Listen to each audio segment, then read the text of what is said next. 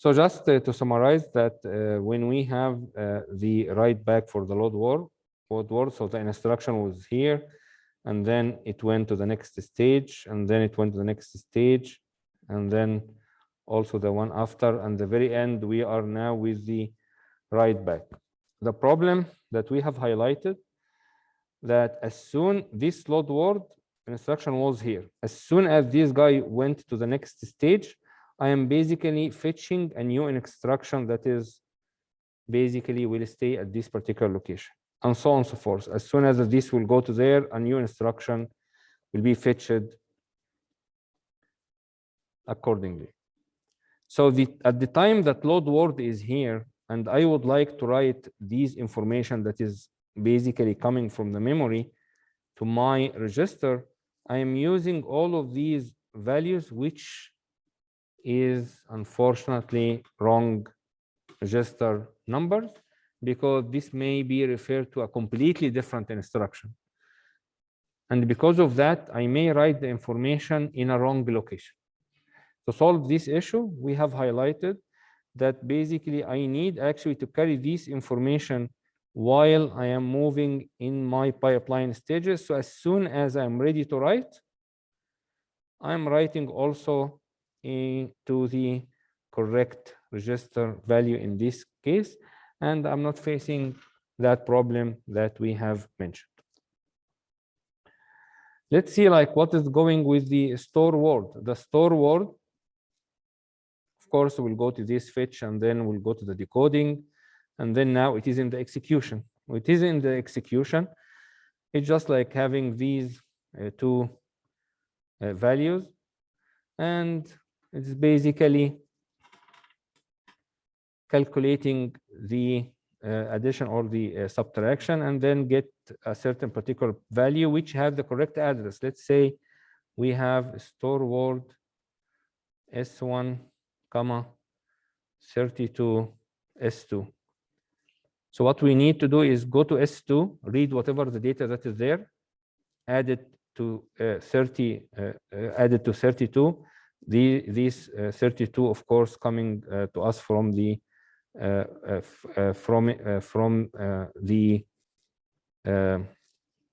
sign extension. So the 32 value is here. I am adding it to the S2, then I'm getting the correct results here. And then after I'm pointing out to the correct place inside the memory, please write this value. After I write this value in the memory through writing the data that is basically here. So in this case, I'm having, according to the example, S1, and this case is carrying the S2, and in this case, I am carrying the 32 according to the example that I just gave in the previous slide. So with this, I'm just writing the memory. And then, of course, at the write back stage, I'm not doing anything, because with the store word, the very last thing is just writing the data to the memory. So at this stage, I'm not using any of the resources. It's just like there because of the pipeline stages. So let's go in details and see like the structure of a multi-cycle pipeline diagram. This cycle is a single cycle. We will highlight in a moment the difference, but this guy here is a multi-cycle pipeline diagram. So as we have highlighted earlier, that we have now stages. This stage is the fetch. This stage is the decode. This stage is the execute, and then the memory, and then the write back. After that, I'm repeating again, fetch, decode, execute, and so on and so forth. So as soon as I have my first instruction, load word, I will fetch the load word, then I will decode it, and then I will do the arithmetic operation, and then I'm using the memory, and then write back to the register, because load word is not but go to the memory, copy a certain particular information to my register. If I'm doing an R type, a subtract, again, I will fetch, decode, do the ALU operation, because I need to subtract this from that. And then in this particular at that particular moment, I'm not doing anything with my data memory because I'm not using it as an art type. However, it is still there in my stages. So I have just to wait until it finish and then begin to allocate the results of this particular register in that particular clock cycle. And so on and so forth. As you can see with the add, I guess this is a mistake here. I'm not using the memory. The load word, I am using the memory. It's just like there is, I think this need to be here and the other way around. So here I'm using the memory with the load word and then the addition. Again, I'm not using the memory. If we are looking at this multi-cycle, so at the very first clock cycle, I'm just doing the fetch. In the next clock cycle, I'm doing the fetch for the, the decoding for the first, the fetch for the second. The next clock cycle, the third one, I am doing the execution for the first, decoding for the next, fetch for the third, and so on and so forth. See, exactly as the example that we have highlighted earlier, that I might do here, washing machine, using the, using here the, I'm folding, here I'm using the dryer, but here I'm using the washing machine, and so on and so forth. It's the same exact concept. Also, this gives me an indication that not in all of the clock cycles, I am using the whole resources, meaning that in this clock cycle, I'm just using the fetching. In this clock cycle, I'm using 2 of these. The maximum appear here at cycle 5, which I'm using all of these kind of stages in my pipeline.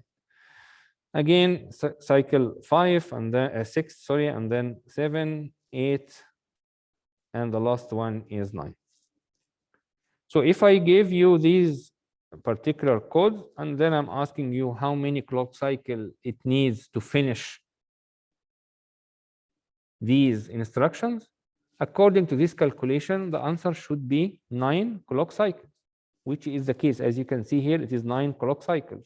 After 9 clock cycles, I have finished dealing with all of the instructions. And at that particular moment, I'm just having the correct result at these particular registers, and I'm done.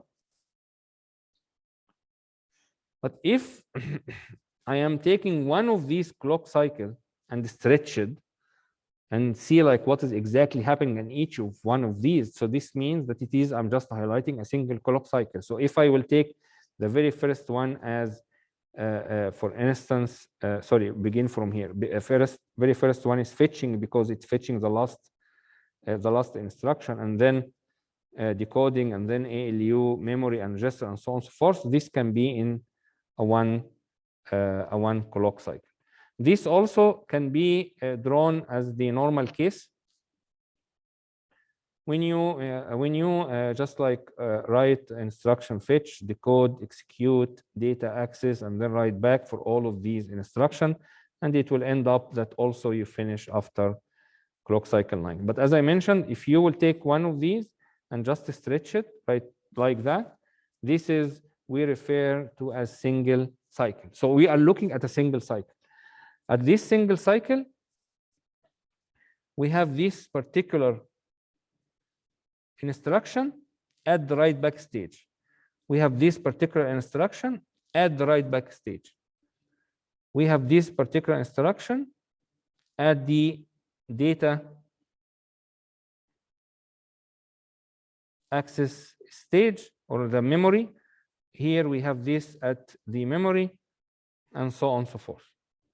So I'm looking at this guy, I'm taking this one clock cycle and just fetch it. Of course, this was the first instruction, correct? This was the first person that have decided to use the washing machine. And that's why he is now just very close to get out, just very close to finish, because he was the first one. So load word was the very first instruction here, and then it moved to here. So the load word is here, and then the sub comes here. And then when the load word here, basically I have the sub here, and then I have the addition here, and so on and so forth, just moving in the pipeline.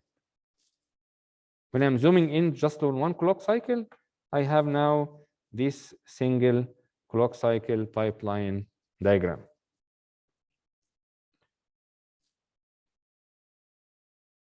So that means that, as you can see from here, each stage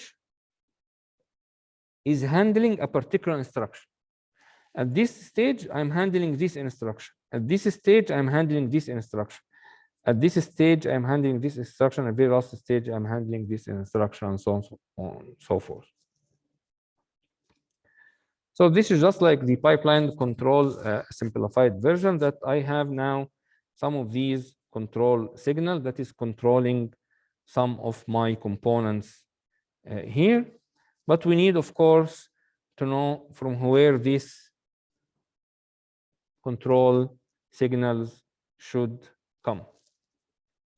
As soon as you fetch your instruction, this control unit will decide some of the information needed to subsequent stages in order to decide what should be which,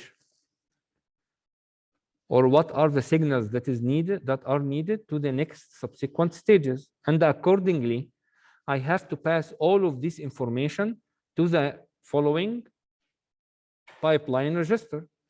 As soon as I will fetch and I will have all of this information, this means that I have to create or to append my ID/EX register by the information that is needed in the write back stage, information that is needed in the memory stage, information that is needed in the execution stage, and append all of these things to my pipeline register. Since this is the fetch here, and here is the decoding, here is the execution, here is the memory, and here is the write back. So in the decoding stage, I'm taking all of this control, I'm passing all of this information to my register. Whatever like is here for the execution stage will be used in my execution stage, and then I have to carry the next information to the next stages. As soon as I am here, then the memory information or the control inputs that is needed in the memory stage, it can be used at that stage, and then I will carry the write back information to the next stage, and so on and so forth. So this guy will be used here. So in order to include these control units in our diagram, will look like that. So as soon as I'm fetching the instruction, I have my control unit, it is the brain. It will decide, of course, all of the important information, for instance, and then it will carry it to the or append the next register. And then as soon as I am in the execution stage, I'm using this signal, for instance, as you can see from here. So this signal is to choose ALU source, which one to carry to the input of the ALU. This, as an example, is to use the ALU operation. And this guy, for instance, to choose again to use which is the register destination, and so on and so forth.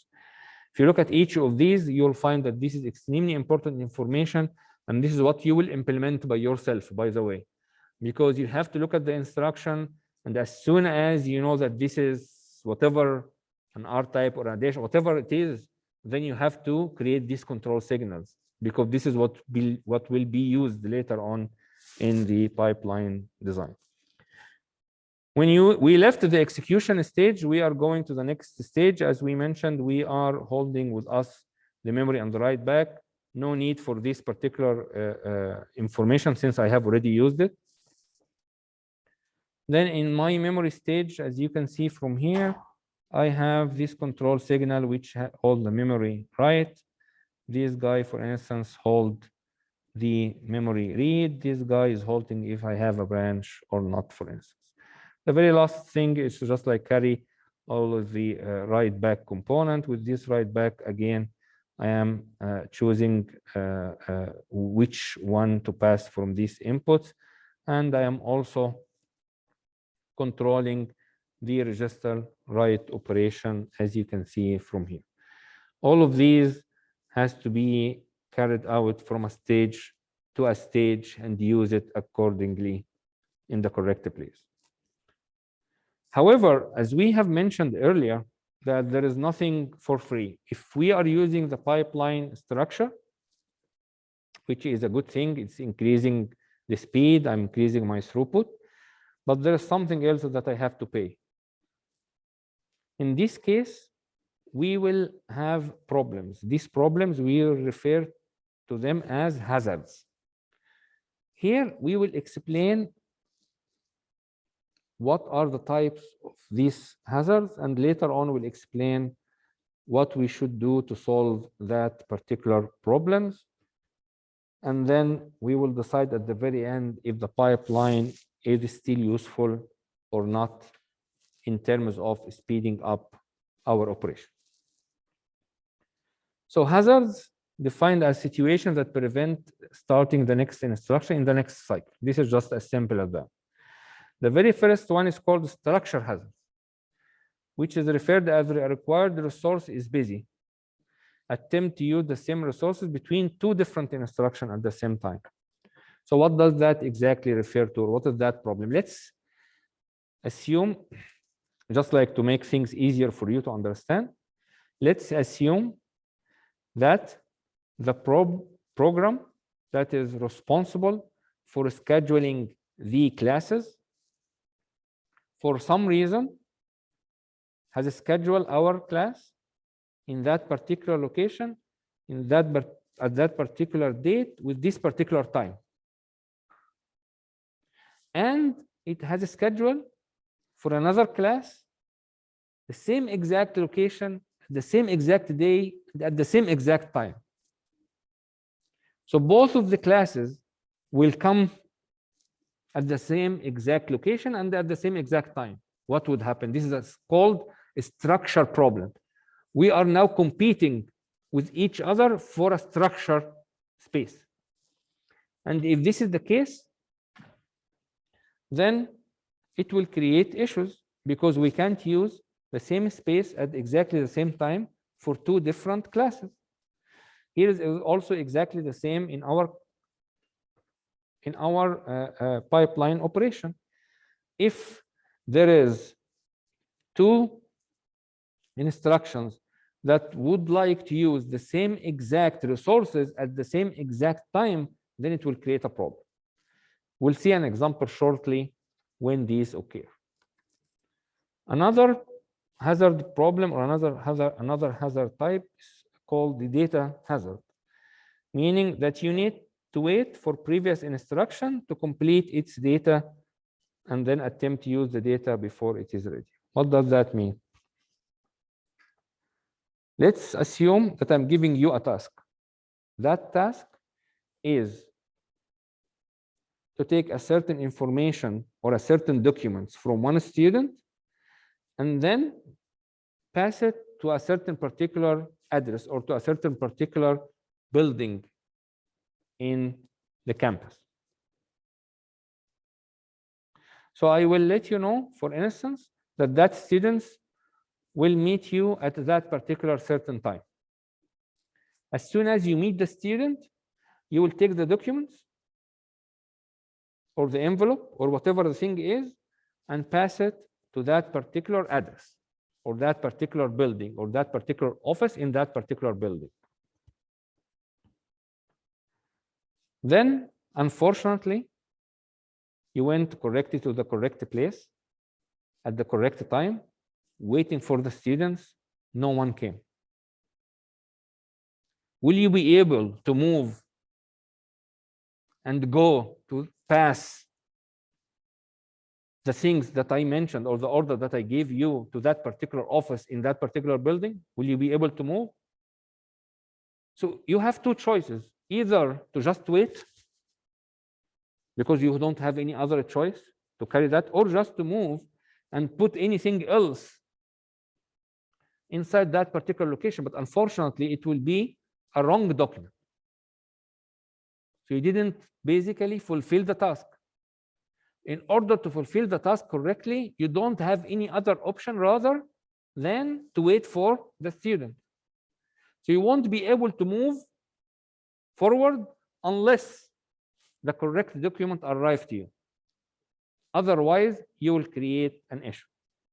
So this is also a data hazard. We will see an example of a data hazard in our case. There is another problem that's referred to as control hazard. Deciding in control action depend on previous instruction. Let's assume that you have a plan to go to run outside, for instance. But your decision depending on if the weather will be good or not. If the weather is good, then you will go running. If the weather is not good, then you will stay home and study. So this means that you won't be able to take your decision unless you knew this particular information. If this information is not ready, you won't be able to take your decision. And you will not be able to move forward. It's controlling you. That decision that you are waiting for is controlling you.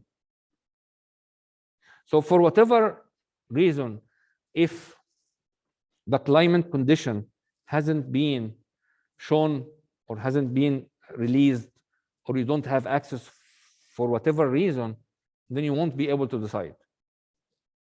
Because if you take an earlier decision and say that, okay, no, I will go and run, but then just like 1 minute later, it's just like heavy raining or heavy snow or snowstorm or something like that, then you will be in a dangerous situation.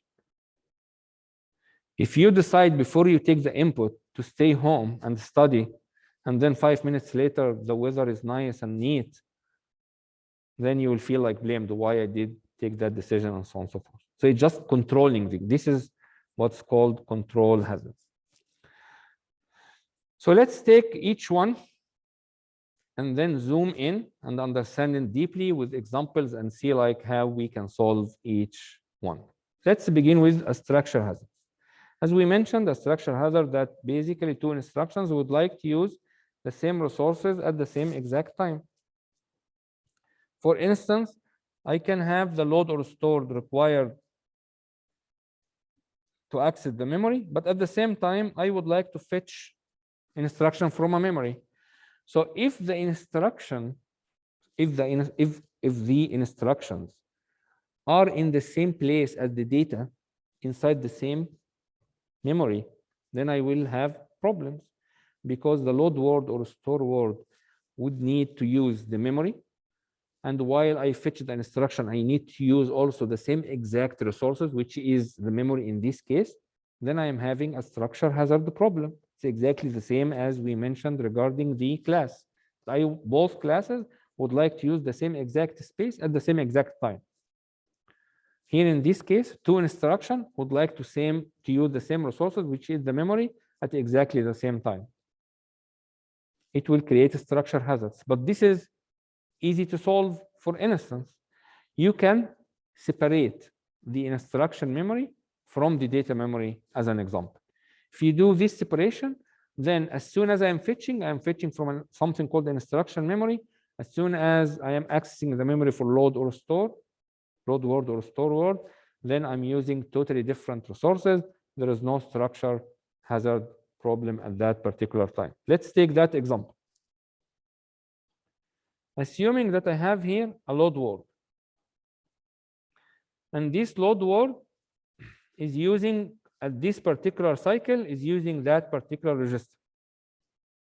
So I have instruction 1, instruction 2, instruction 3. Unfortunately, at the same exact cycle, I am using, here I am using the memory. For instance, at the same exact cycle, I would like to fetch the information from the same memory. Then, as we have already explained, we are creating a structure hazard problem, but this can be easily solved by just separate the instruction from the data memories in this case. Let's move to the next problem. So we have mentioned the structure hazard problem. We have mentioned how to solve it. This is one of the easiest hazard problem, or one of the hazards types to solve. For the data hazards, let's go over it in a little bit more details and see how we can solve this issue. Assume you have these two instructions, add and then subtract subsequently. You are adding T0 plus T1, put the results in S0. And to the next instruction, I am taking the S0 minus T3 and then put the results in T2. Let's follow the multi-cycle diagram that we have mentioned earlier. Add S0, T0, T1. So this means that I will take T0 plus T1, put the results in S0. So at the very beginning, I'm fetching the instruction, then I am decoding, then I am doing the execution, which in this case, I am adding T0 plus T1. Here it is T0 plus T1. Of course, in the memory stage, I do nothing.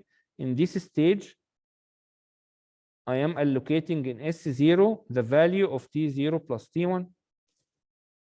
Correct? Assume now that I have my sub instruction here, T2, comma S0, comma T3. What I would do is fetch here, because I have already finished the fetch. So please fetch here, then decode here, and then execute there, and then memory stage, and then the write back. When I am decoding, meaning I am looking at the S0, and then I am passing that value to my ALU.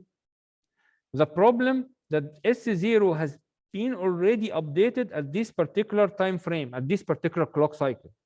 If I am trying to access my register earlier, I'm not taking into consideration, or I'm not getting the correct value or the correct updated value of S0. Is that clear? Accordingly, my results will be wrong.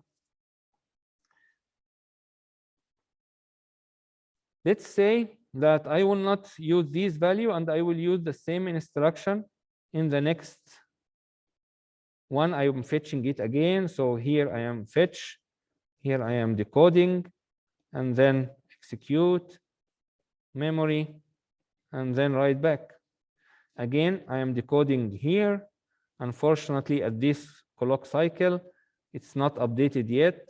It is false alarm, false alarm. So basically, also this wrong and this wrong, or this will result in a wrong information. If I'm waiting for the next one, I am looking at the register at this particular moment as the write back, and then there is no problem. But one might say, like, why it is not a problem? I am accessing now the register. At the same time, I am already just wrote the information. So how you are claiming that there is no problem? Then let's remind you with whatever we have explained earlier when we have claimed or given example that the clock cycle would be 200 picoseconds, if you recall. So that clock cycle, if that clock cycle, as an example, was 200 picoseconds. If you also remember at that time, we mentioned that the register is just taking the half, either the first half or the second half. And we refer to that as 100 picoseconds for reading or writing. And at that time, I mentioned I will explain later on how this will help in our case. Interestingly, what we need to do in this particular case, that we will write in the first half and then we will read in the second half. And because of that, if I am accessing the register in the same clock cycle, I have no problem. Because I wrote, let's say that we have a clock like that.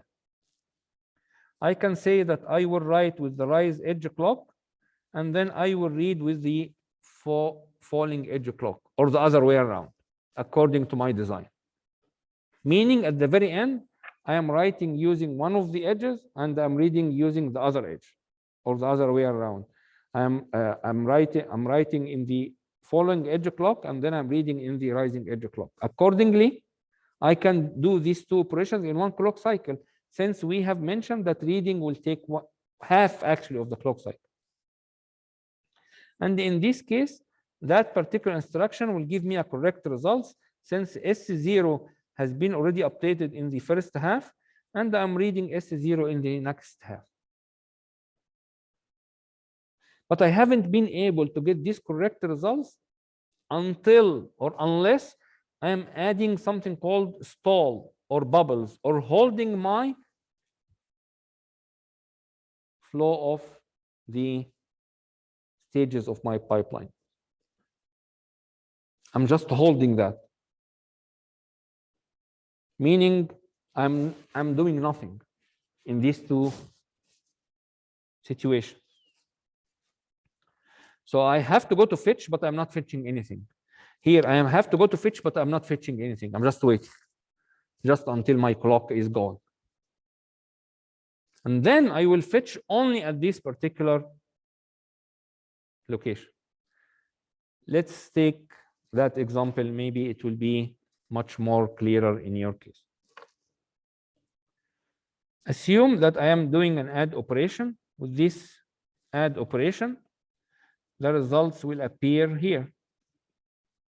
So if I have an instruction that is basically needs this particular register, unfortunately, if I look at this place, it is already not yet updated, so I'm taking a false information. The same here, but if my addition at this particular instruction, then I'm accessing the register in the next half cycle. I have already written that in the first half of the clock cycle, then there is no problem. But this and that have to be stalled. Both of them have to be stalled, meaning there is no operation. I don't have to do any operation in this case. So I'm just writing in the first clock cycle, as you can see as an example with the falling edge. I am reading in the next half cycle by rising edge in this case. So assume again that I have an add operation. Whatever I'm adding here, I have to update my register number 1. This register number 1 will be updated here.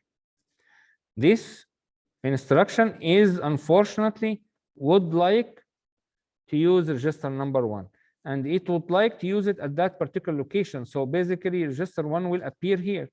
But unfortunately, register 1 has been updated at this particular clock cycle. So if I'm using the register 1 at this particular time instance, I'm taking false information or a wrong information.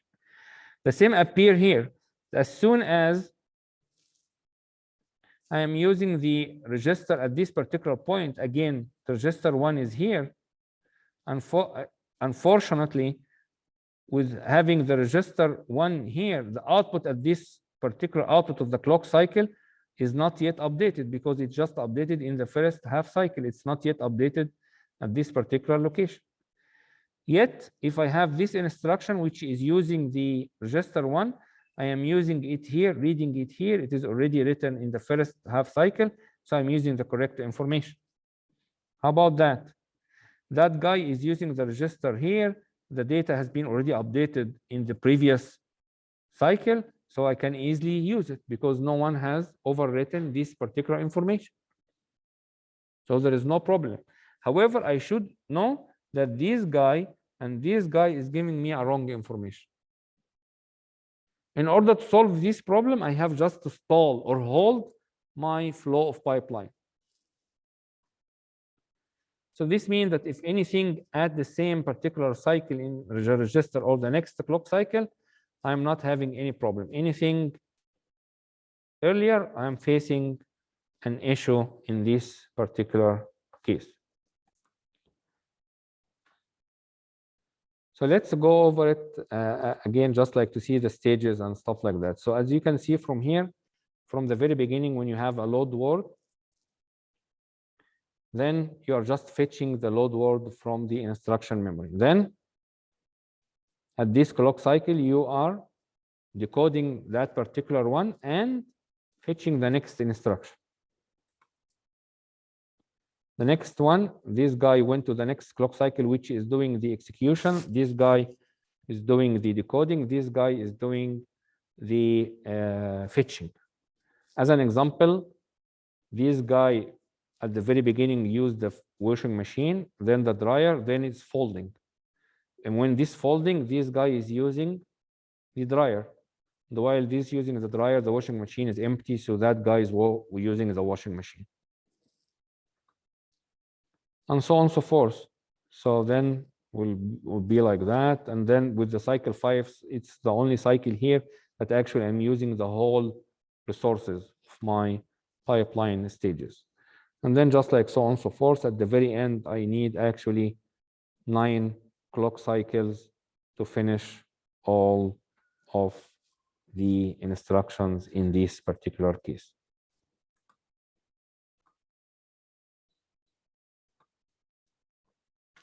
So back to this example, when I have this particular instruction, then this data, which is updating or subtracting register 1 minus register 3, put the results in register number 2. This basically is updated at that particular clock cycle. If I am trying to access my register before cycle 5, so this means that I am taking a false information, unfortunately. So if I have my next instruction here, and then I would like to use the register number 2, which has not been updated yet. So this means that I am passing to the ALU a wrong information. Same happen with the next the following instruction. Again, I'm accessing the register before it has been here already updated. So I'm actually losing the correct information. I won't be able to get the correct information unless I'm using it either in the same clock cycle or the next or following clock cycle. That means that in order like to get this correctly, these guys has to be pushed down in my order of the instructions. Meaning that at that particular location, you will do nothing. I'm not going to fetch a new instruction. You are just holding. This holding, we will explain later how we can do that, how we can stall our pipeline. We will mention in terms of implementation, but just right now, think about, I'm just holding my flow of the pipeline. I'm stalling them, and then it's just no operation. If there is no operation here, while the clock is running, you will not stop the clock. You are just stop fetching a new instruction. But the clock is running. Yes. So just like for you to understand,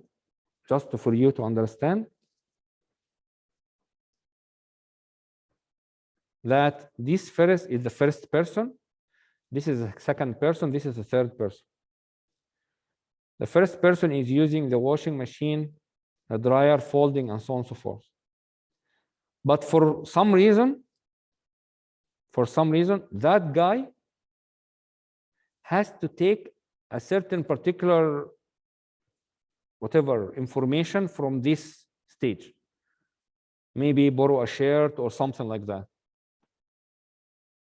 So if that guy went to take this information earlier, unfortunately, it won't be correct. At that particular moment, it won't be correct. However, you can't stop the dryer and the machine. It is always working.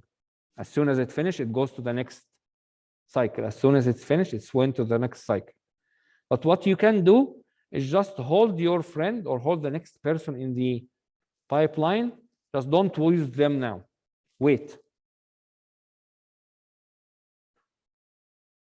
Correct? And if I'm asking you to wait, then you will be able to use them in the correct time instance to get the correct information in this case as an example.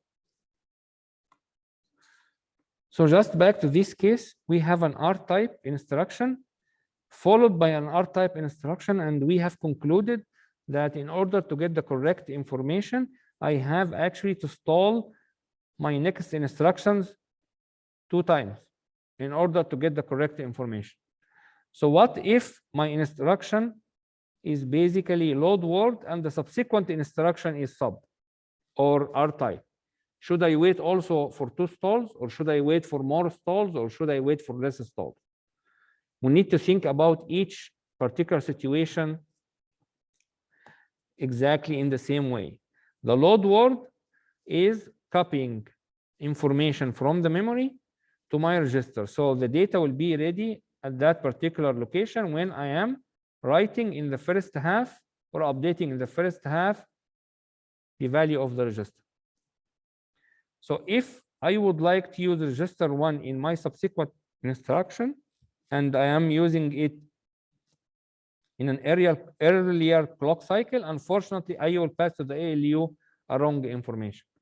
The same exactly happened with here. If I'm using, again, register 1, I'm using it at this clock cycle, so I'm passing to the ALU wrong information. However, if I'm using the register 1 at this particular clock cycle, yes, I am reading in the next second half cycle, so I should be fine. I'm passing to the ALU a correct information. With this guy, it's already, information is already updated, so basically I can use easily without any problem in this particular case. So we found out that also if I have a load word and this load word is followed by an R type, I have to stall 2 times. So if I have an R type and then R type, I have to stall for 2 times. If I have a load word and then R type, in this case, I have to wait also for 2 stalls. However, I would like to highlight a very important thing. Assume that this actually is using register number 3, for instance. Will I face the same problem? So instead of 1, I'm not using 1 and I'm using 3. Do I have to stall? In this case, I don't have to stall because register 3 is not updated here. Correct? And in this case, I can use register 3 without any problem. If the earlier codes, as an example, hasn't touched the register 3, assume that this is the very first one. The same apply here. If here, as an example, I am using register whatever, 10. Again, I'm not updating the 10s here, I'm not using them, then I should have no problem with executing these instructions at that particular time frame. So this is also an important information that you need to take into consideration. Then back to the question is how to stall the pipeline. You can do this by a couple of options. First, you can force actually control values in that particular ID/EX register to 0. So I'm just forcing everything to 0, and accordingly, the execution, the memory, and the write back stages is basically do nothing and has a no operation, which we refer as NOP. Do NOP. NOP means no operation. You can also prevent the update of the program counter and the IFID register, meaning that you are not updating the program counter, so you are not going to the next instruction. You are just holding the program counter. So it will not go and fetch, as an example, a new instruction.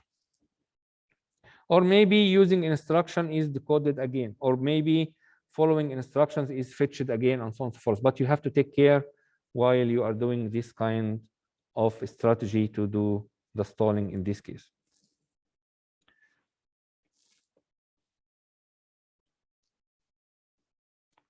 Interestingly, we can solve that problem with something called forwarding. And with this technique, we can either reduce the number of stalls in some cases, or maybe remove the stalls at all. What is the idea behind forwarding? It says don't wait for the computed information to be stored in a register, just use it whenever it is ready. The problem that, of course, it will requires extra connection in my data path. So how this will help? Let's go over it in details. With the same exact example, assuming that I'm adding T0 plus T1, put the results in S0. The next instruction, I'm using the data that should be updated in S0, subtract that T3 from that, and put the results in T2. As we have mentioned, this S0 is updated at that particular time instance or clock cycle. But the question that we need to ask ourselves, when exactly this information is available in my stages? Meaning, where exactly the results of the addition would appear. Again, here I am fetching that instruction. Here I'm decoding. I have T0 here, T1 here. This guy output is T0 plus T1 because this is ALU. The output here is T0 plus T1. It just waited, not using the memory, and then it's writing this data into the S0. But the addition or the number that has to be updated in S0 is available at this time instance.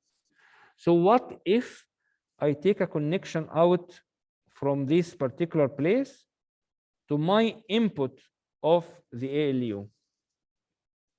Assume that the next instruction is just like, is not stalled at all. I am fetching here, I am decoding here, I am executing here.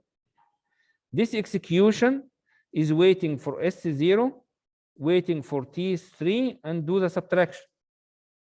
So if I am passing to you here the value that should have been written in S0 correctly, would that be okay? Should be okay, because it is exactly the same value. So why to wait until it is written in the register? Just take it as soon as it is ready. And this is what is called forwarding. So now I am forwarding from the output of the ALU to the input of the ALU. And accordingly, as you can see here, there is no stalls at all. Previously, when we had no forwarding, there is some stalls, correct? Actually, I had 2 stalls. But in this case, there is no stall. So this is the first example that we have an R type followed by an R type. But what if we have a load word followed by an R type? Let's go over this also step by step. I have here the load word. The S0 is updated at this particular location. I have my instruction as an example here. The same question I have to ask to myself.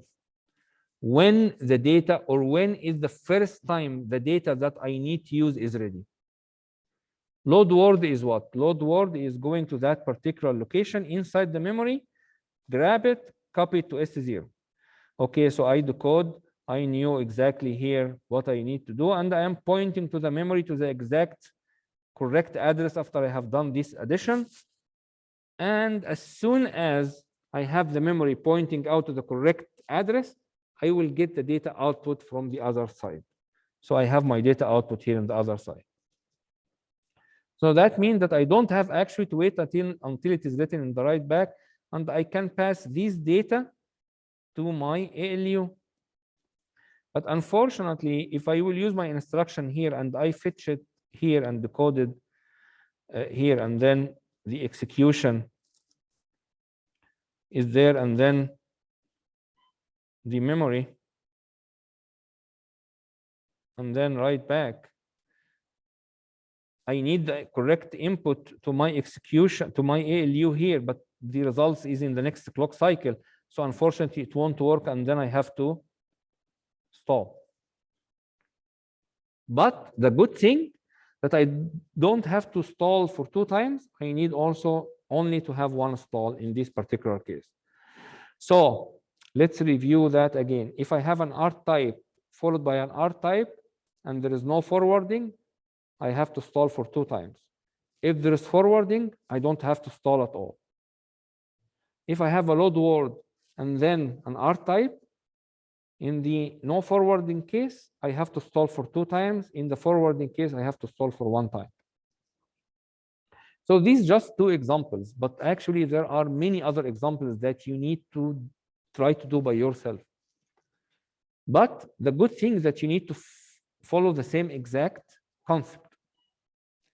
Also, this is in the case of 5 stages, as you can see here. But in another question, you might face different number of stages or different instructions.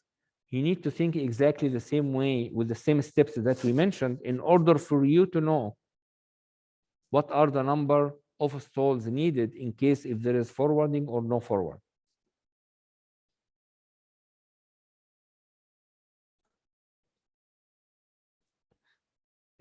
Try to take that example at the very beginning. Again, load word, the data is here, but we already knew that it is available after my memory, which means that I can pass it after the memory. But the problem, if I pass it after the memory, I have to pass it to the ALU. The ALU here, unfortunately, it is earlier than the available information, so I can't forward it back. Instead, I am forwarding like that. So now I have the correct information to the ALU. So unfortunately, this end becomes no operation, and I have to stall in this case. Of course, with this particular instruction, I am using auto register 2, which has been updated here, but the data is already written there. There is no need to worry about the forwarding or not, because actually I'm using the register in the correct clock cycle. The first half is already written. The second half will be read.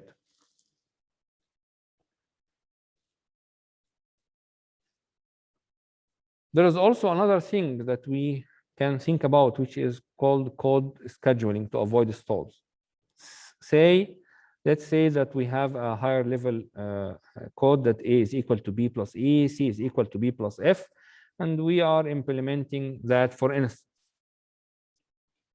When we implement that, we'll see like load word will update the T1, the second one is updating the T2, and then add is using, unfortunately, the T2. So I have here to add some stalls.